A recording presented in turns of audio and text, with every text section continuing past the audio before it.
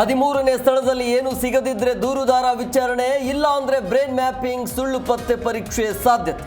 ತೀವ್ರ ಕುತೂಹಲ ಮೂಡಿಸಿದ ಎಸ್ಐಟಿ ನಡೆ.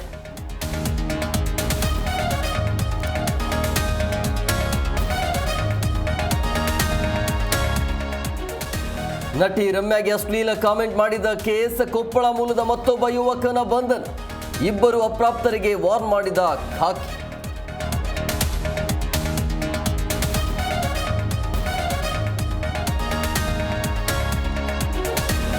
ಕರ್ತವ್ಯಕ್ಕೆ ಗೈರಾದವರಿಗೆ ಸಾರಿಗೆ ಇಲಾಖೆ ಬಿಗ್ ಶಾಕ್. ನಿನ್ನೆ ಡ್ಯೂಟಿಗೆ ಬಾರದವರಿಗೆಲ್ಲ ನೋಟಿಸ್ ಜಾರಿ, ಕಾರಣ ಕೇಳಿ ನೋಟಿಸ್ ಜಾರಿ ಮಾಡಿದ ಕೆಎಸ್ಆರ್ಟಿಸಿ.